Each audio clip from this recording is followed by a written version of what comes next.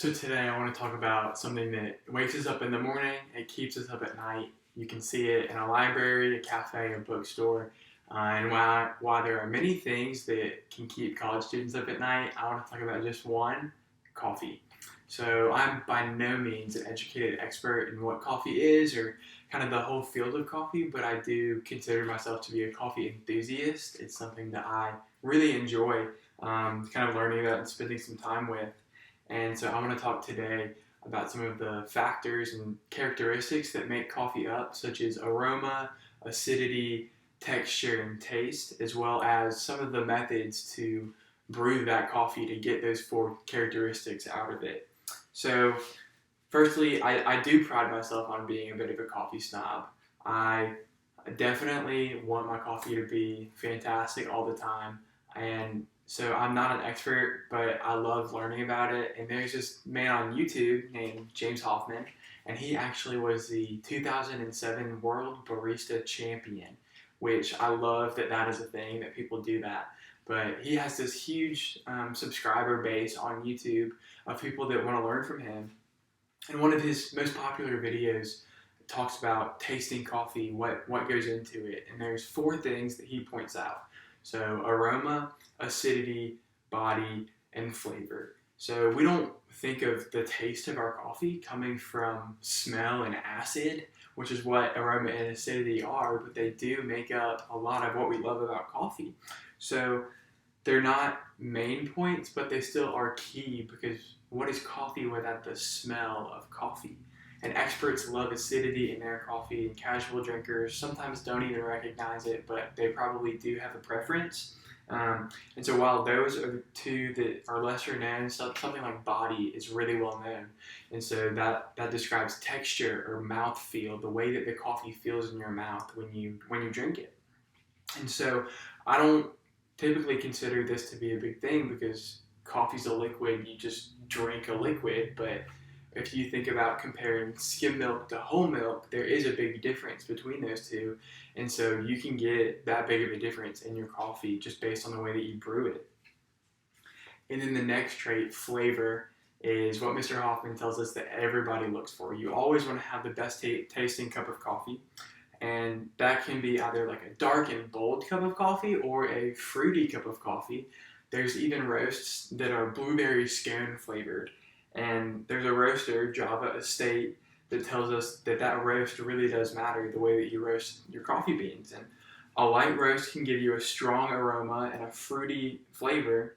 A medium roast gives you a nutty or woody flavor, and a dark can give you a bold and pungent aroma. And so while those aren't recognized, the aroma and acidity, that flavor definitely does make a difference in what you look for in coffee. And so now that we know what to look for, how do we get it? How do we get that coffee in our mug and to be able to drink it? And so to start, I want to look at the most recognizable way to brew coffee, which is drip or batch brewing. And so you see this in your Mr. Coffee Maker machines or your Keurig machine, your pod machine. It's probably in your house. It's in every hotel, every workplace, every event venue for the most part. And because it's so easy to use, it's simplistic. And Achilles Roasters calls it one of the simplest methods. You scoop your coffee grounds into the basket, add some cold water into the top of the machine, and press power. It's not rocket science.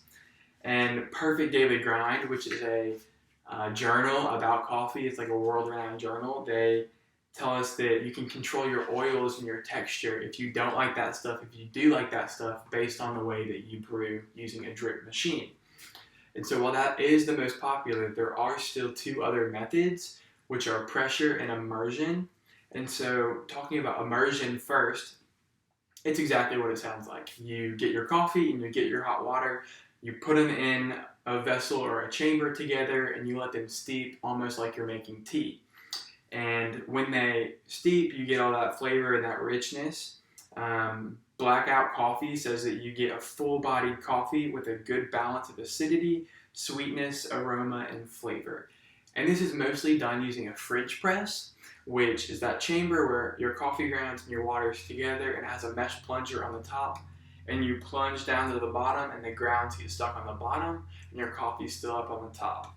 And it lets you get those flavorful essential oils, oxidants, and antioxidants, and they're better diffused and preserved, leaving the purest of flavors, according to Trees Coffee. So next we have pressure brewing, and it's exactly what it sounds like. It uses pressure, and so you get these packed coffee grounds in your machine, and it forces water through the grounds at a super high pressure, and it gives you this smooth cup of coffee.